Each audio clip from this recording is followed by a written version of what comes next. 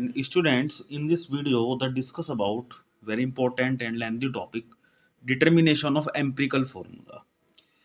तो स्टूडेंट आज की जो वीडियो है उसमें हमें डिस्कस करना है एम्पिरिकल फॉर्मूला क्या होते हैं, कैसे इन्हें डिटरमाइन करते हैं क्वेश्चन के अंदर। हम स्टूडेंट लॉन्ग क्वेश्चन, एक तरह का लॉन्ग टाइप क्वेश्चन में आता है इस तरह क्वेश्चन स्टूडेंट। और एम्पिरिकल फॉर्मूला के हिसाब से मॉलिक्यूलर फॉर्मूला कैसे हम डिटरमाइन कर सकते हैं, ये सब बातें सीखेंगे इस वीडियो में स्टूडेंट।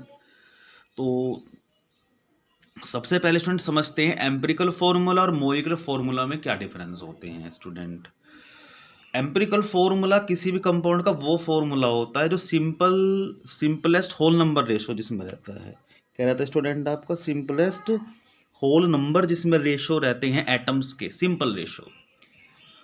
तो सिंपलेस्ट होल नंबर रेशो में जो फॉर्मूला हम लेके चलेंगे स्टूडेंट या बनाएंगे टेबल में, वो बनेगा एम्पिरिकल फॉर्मूला। और मॉलिक्यूलर फॉर्मूला स्टूडेंट एक एग्जैक्ट फॉर्मूला होता है उन्हीं एलिमेंट्स का, वेरियस एटम्स उसमें रहते हैं। तो दोनों डेफिनेशन को देख लेते हैं। The formula of the compound which gives the simplest whole number ratio of the atoms of various element present in a molecule of the compound. It means a molecule of the compound have the simplest ratio of the various element to form empirical formula, but molecular formula have the exact या actual ratio of the atoms. तो next, the formula of a compound which gives the actual ratio or exact ratio of the various element to form molecular formula. तो इसमें ये तो दोनों में difference समझ में आ गया। ये सिंपलेस्ट रेशियो होगा, ये एग्जैक्ट जो फॉर्मूला है, जैसे वाटर का एग्जैक्ट है, सल्फ्यूरिक एसिड का एग्जैक्ट फॉर्मूला है। ठीक है, अब हमें क्या करना है स्टूडेंट, इसका जो न्यूमेरिकल आता है इसमें आपको कुछ एलिमेंट देगा, उनकी कुछ परसेंटेज होंगे और उनके मोलर मास। तो कैसे हमें टेबल बनानी है पहले सीख लेते हैं। तो सबसे पहले आप एक जो सबसे पहला कॉलम बनाएंगे, step first of all we will write the elements in given in a compound. Student होगा क्या, जो क्वेश्चन होगा उसमें कुछ एलिमेंट्स होंगे जिनकी परसेंटेज दी जाएगी। सबसे पहले जो एलिमेंट्स होंगे उनको आप टेबल में राइट डाउन करेंगे वर्टिकली, ऊपर से नीचे की तरफ। जो एलिमेंट जिस ऑर्डर में होगा आप उसी ऑर्डर में उसे टेबल में नोट करेंगे। उसके बाद स्टूडेंट क्वेश्चन में आपको परसेंटेज देगा, तो हर एलिमेंट की परसेंटेज हम लिखेंगे। After that percentage of each element. अब स्टूडेंट यहाँ पर क्या है कि ऑक्सीजन की परसेंटेज वो आपको दे भी सकता है, नहीं भी दे सकता है, या रेस्ट ऑक्सीजन कह सकता है। ऐसे केस में क्या करते हैं स्टूडेंट, हम जो एलिमेंट होते हैं उन सब की परसेंटेज को जोड़ करके 100 में से माइनस करके ऑक्सीजन की परसेंटेज निकालते हैं। ये केवल ऑक्सीजन के लिए है। ठीक है स्टूडेंट, उसके बाद जितने भी एलिमेंट्स हैं, step third, right the atomic mass of each element. जितने भी एलिमेंट्स हैं स्टूडेंट उन सभी के एटॉमिक मास हमें कॉलम में लिखते जाना है। अब उसके बाद आगे आते हैं हम लोग, after that calculate the moles. उसके बाद हम मोल्स कैलकुलेट करने हैं। और इसमें फॉर्मूला जरा देख लेते हैं, क्या फॉर्मूला है। गिवन परसेंटेज, जो गिवन परसेंटेज दी गई होगी according to question, divide by element atomic मास।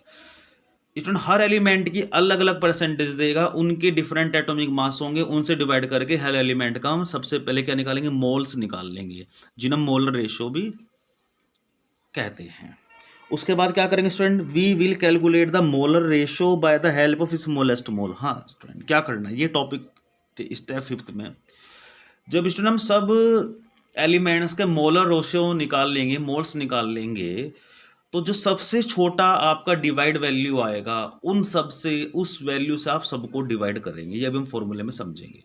कैसे समझेंगे स्टूडेंट, जो सबसे छोटा डिवाइड होगा, जो सबसे छोटे मोल होंगे या जो सबसे स्मॉलेस्ट मोल्स होंगे, उनसे हम सब मोल्स को डिवाइड करके जाएंगे। और वहां पर हम क्या करेंगे, उसके बाद स्टेप 6 में आते हैं, write the simplest whole number ratio of each element, write the empirical formula. और उसके बाद क्या करेंगे, हम जितने भी एलिमेंट्स होंगे उनका एक सिंपलेस्ट होल नंबर रेशियो आएगा। यानी कि स्टूडेंट ये बात याद रखना है कि जो भी मॉलिक्यूलर या एम्पिरिकल फॉर्मूला बनाएंगे वहाँ पर हमारा पॉइंट नहीं आएगा, डेसिमल प्रॉपर्टी नहीं आएगी। तो अगर आ भी जाती है फिर हम उसको भी सिंपलेस्ट होल नंबर रेशियो यानी कि 2, 3, 4, 5, 1 में लाएंगे, पॉइंट में नहीं चलेगा। 1.5, 2.5 में आपका होल नंबर रेशियो बनेगा ही नहीं। अब इसमें एक फॉर्मूला और आता है, molecular formula n into empirical formula.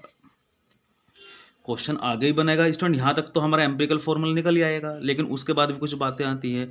Molecular formula n into empirical formula, क्योंकि स्टूडेंट क्वेश्चन में आपसे वो मोलिकुलर फॉर्मूला भी बनवा सकता है। और n इज इक्वल टू निकलेगा molecular formula upon empirical formula, या molecular mass upon empirical formula mass. तो स्टूडेंट n की वैल्यू कैसे निकालनी है? अगर हम जब देखिए क्या करना है, अगर क्वेश्चन एम्पिरिकल फॉर्मूले तक पहुंचता है तो केवल यहाँ खत्म हो जाता है, लेकिन अगर मोलिकुलर फॉर्मूला बनवाता है तो क्वेश्चन में आपको वो मोलिकुलर मास जरूर देगा। तो जो मोलिकुलर मास गिवन होगा और जो एम्पिरिकल फॉर्मूले का लाएगा उससे डिवाइड करके n को हम निकाल लेंगे। अब स्टूडेंट क्वेश्चन देखते हैं, पहले एक क्वेश्चन को समझेंगे तो सारी स्टोरी समझ आ जाएगी। क्वेश्चन पढ़ेंगे पहले। An organic compound has the following percentage composition: carbon 48%, hydrogen 8%, nitrogen 20%, oxygen 60%। अब स्टूडेंट इस क्वेश्चन में तो ऑक्सीजन आपको दे दिया है निकाल कर, कई बार कहता है रेस्ट अमाउंट ऑफ ऑक्सीजन, ये नहीं भी कहेगा तो उस केस में हम लोग क्या करते हैं स्टूडेंट, ये कार्बन हाइड्रोजन नाइट्रोजन की ऑक्सीजन परसेंटेज को जोड़ेंगे और 100 में से माइनस करके ऑक्सीजन निकालेंगे। और देखेंगे यहाँ पर यही कंडीशन हुई, इन तीनों को जोड़ा तो हमारा 84 आया, 84 को 100 से माइनस कर दो 60% आ गया। तो ये भी हमें याद रखना है स्टूडेंट, ऑक्सीजन केस में, बाकी में कोई दिक्कत नहीं। तो पहले स्टूडेंट जो क्वेश्चन मिलेगा उसमें आपको परसेंटेज मिलेंगे एलिमेंट की। ऑक्सीजन की कंडीशन मैंने आपको समझा दी है, हो भी सकता नहीं होगा तो जितने भी अदर एलिमेंट्स हैं उनकी परसेंटेज को ऐड करके 100 से माइनस करके ऑक्सीजन निकल जाएगी। अब आते हैं टेबल पर। सबसे पहले एलिमेंट वाला कॉलम, फर्स्ट स्टेप। अब एलिमेंट कार्बन हाइड्रोजन नाइट्रोजन उसी ऑर्डर मैंने लिखे हैं स्टूडेंट, उनकी गिवन परसेंटेज। कार्बन की 48, हाइड्रोजन की 8%, नाइट्रोजन की 20%, ऑक्सीजन की 60%। फिर उनके student atomic mass, third step. तो कार्बन का 12, हाइड्रोजन का 1, नाइट्रोजन का 14, ऑक्सीजन का 16। हो गया स्टूडेंट, क्लियर है?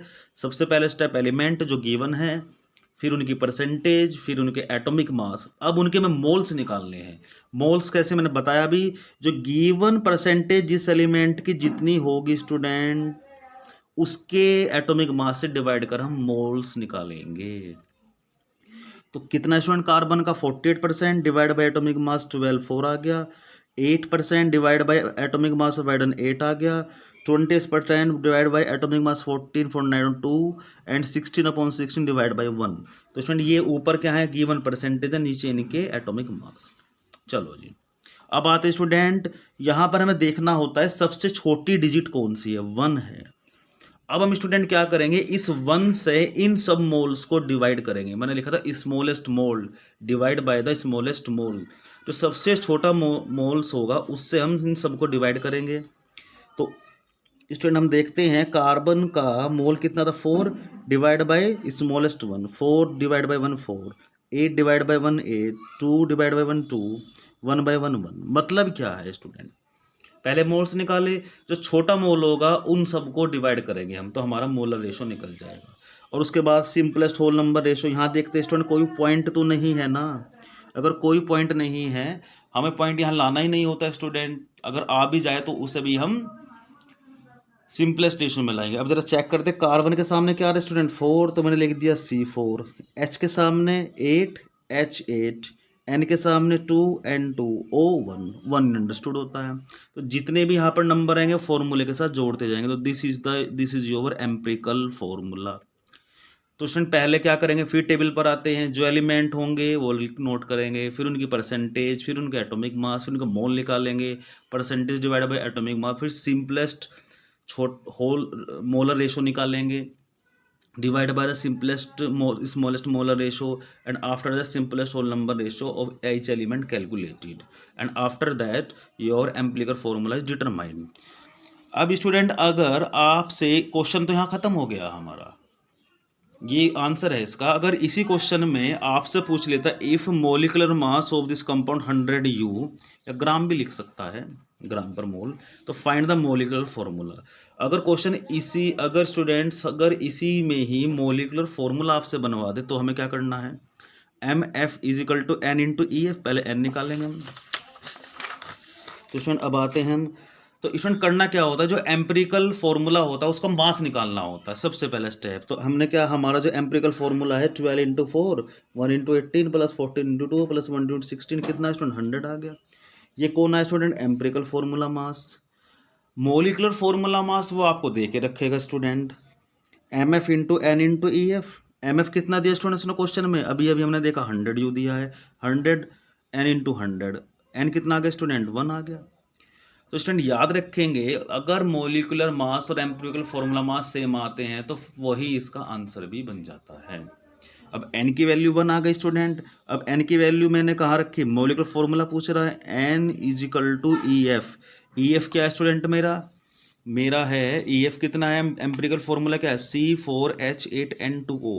इसको 1 से मल्टीप्लाई करेंगे स्टूडेंट तो यही फॉर्मूला निकल कर आएगा भाई। 1 किस में करेंगे तो भी यही आएगा, फिर इसमें करेंगे तो भी यही, फिर यहाँ पर, फिर यहाँ सेम यही। तो this is the your molecular formula.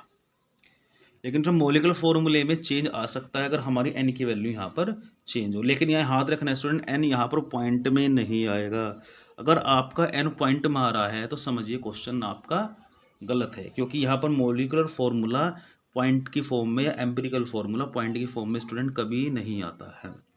तो स्टूडेंट ये एक इम्पोर्टेंट टॉपिक है, लेंथी टॉपिक है, determination of empirical formula and calculate the molecular formula according to the percentage and atomic mass. तो ये पूरा इस तरह से क्वेश्चन स्टूडेंट यहाँ पर आकर कंप्लीट हो जाता है। Okay students.